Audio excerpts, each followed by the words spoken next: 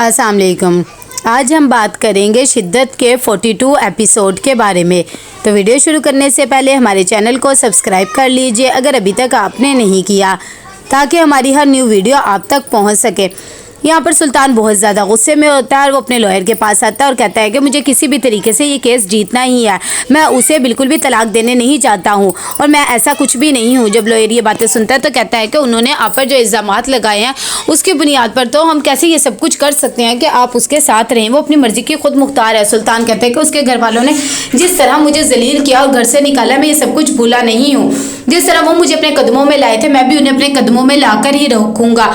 और रही बात उसे छोड़ने की, तो ऐसा हरगिज नहीं होगा। वकील भी ये बात समझ जाता है और कहता है कि अच्छा ठीक है, परेशान ना हो। सुल्तान कहता है कि जितना पैसा लगना है लगे, मैं इतनी बड़ी कंपनी में काम करता हूँ और बिलियंस में मेरी सैलरी है। यहाँ पर अदालत लग जाती है और दोनों के वकील भी आ जाते हैं कि इतनी देर में सबसे पहले असरा के वकील बात करती है। ये बात सुनकर जज कहती है कि अच्छा ठीक है, आप मुझे बताएं आप खुला क्यों लेना चाहती हैं। अगर कोई ऐसी वैसी बात है तो फिर हम बात भी करेंगे कि इतनी देर में। वो कहती है कि ये मेरे क्लाइंट को बहुत ज़्यादा टॉर्चर किया जाता है कि इतनी देर में। सुल्तान का जो वकील होता है वो कहता है कि ऐसा हरगिज़ नहीं है, बल्कि शादी के लिए प्रपोजल भी इन्होंने ही दिया था, यही शादी करना चाहते थे। अब इनकी बहन में खामी है तो हम क्या कर सकते हैं। जब सरवर ये बातें सुनता है तो बहुत ज़्यादा उसे गुस्सा आता है। वो वकील को कहता है कि हाँ, प्रपोजल मैंने दिया था क्योंकि मैं अपनी बहन की खुशी चाहता था, लेकिन इस आदमी ने मेरी बहन को टॉर्चर कर करके उसे जहनी मरीज़ा करके रख दिया है। जब सुल्तान ये बातें सुनता है तो एकदम खामोश हो जाता है, क्योंकि वो अदालत में होता है, कुछ कह नहीं सकता और सब कुछ बर्दाश्त करता है। जज साहिबा कहती है कि सुल्तान, क्या आप भी अपने बिहेव पे कुछ ना कुछ कहना पाएंगे? अगर आप कुछ कहना चाहते हैं तो बताइए। सुल्तान कहता है कि हाँ, मैं भी कहना चाहता हूँ। इतनी देर में सुल्तान भी वहाँ पर आ जाता है। वकील कहता है कि हाँ, आप भी सारा कुछ बताएं। सुल्तान कहता है कि मैं असरा से बहुत ज़्यादा मोहब्बत करता हूँ, हालांकि वो जहनी मरीज़ है, चीज़ें रख रख के भूल जाती है, फिर भी मैं उससे अपनी शादी निभाना चाहता हूँ क्योंकि मैं जिस ख़ानदान से ताल्लुक़ रखता हूँ उधर तलाक़ें नहीं होती। और साथ ही कहता है कि अगर इसे ज़्यादा ही मसला है तो ये अपनी बहन को यहाँ पर ले आए, बल्कि ये लोग भी चाहते हैं तलाक हो जाए, लेकिन असरा मुझसे कभी भी अलहदा नहीं होगी, ये बात मैं जानता हूँ। इसीलिए जज साहिबा भी उन्हें थोड़ी सी तारीख दे जाती है। सरवर जब घर पहुंचता है तो वो बहुत ज़्यादा गुस्से में उतर कहता है कि उसने सारा मलबा हम पे डाल के रख दिया कि हम उसकी डाइवोर्स करवाना चाहते हैं। और असरा तो बिल्कुल भी ऐसा नहीं चाहती। सुल्तान भी घर जाता है तो कहता है कि मैं असरा को बिल्कुल भी नहीं छोड़ूंगा। वो क्या चाहती है कि मैं उसे छोड़ दूं? ऐसा नहीं होगा, देखना अब मैं उनके घर वालों को किस तरह जलील और खुबार करूंगा।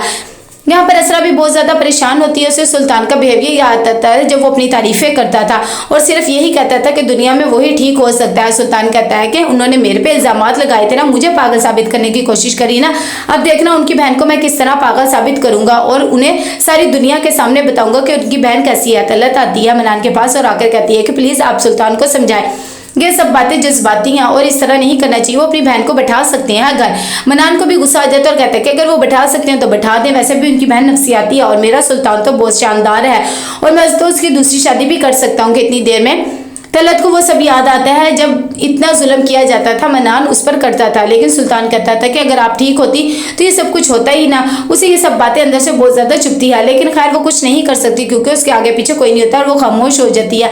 अलीज़ी आती है और आकर असरा को समझाती है और कहती है कि अगर अब फैसला कर ही लिया है तो तुम्हें ये सब चीज़ें अल्लाह पर छोड़ देनी चाहिए और तुम कुछ भी गलत नहीं कर रही हो। असरा कहती है कि हाँ मुझे पता है, बस क्या करूँ, ये सब कुछ सोच सोच के दिल बैठ जाता है कि कहीं ये सब कुछ करने में मैंने जल्दबाजी तो नहीं कर दी। इतनी देर में अपना माइंड फ्रेश करने के लिए नौफल के चली जाती है कस्टडी में और वहाँ पर जाकर बच्चों से ही मिलती है और ये 3 बच्चों से मिलकर वो बहुत ज़्यादा खुश हो जाती है और सबको गिफ्ट्स वगैरह देती है।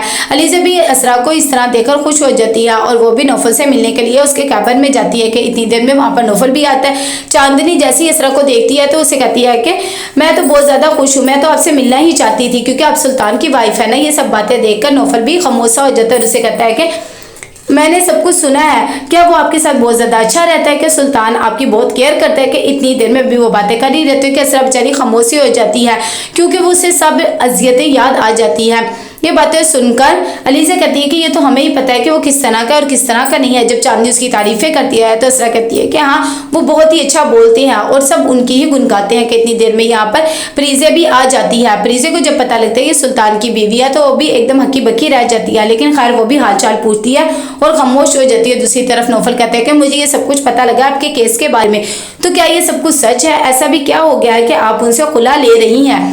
असरा बेचारी खामोश हो जाती है। नौफल कहता है कि मुझे पता है कि वो बिल्कुल भी अच्छा इंसान नहीं है, इसीलिए तो आप ऐसा करिए, अगर वो अच्छा होता तो ये सब कुछ ना होता। ये सब बातें सुनकर अलीज़ा कहती है कि उसने तो मेरी बच्ची को दिमागी मरीज़ा बनाकर रख दिया, इसीलिए हम उससे खुला ले रहे हैं। तो कैसा लगा आपका एपिसोड, लाइक कमेंट शेयर करके लाजमी बताइएगा। अल्लाह हाफिज़।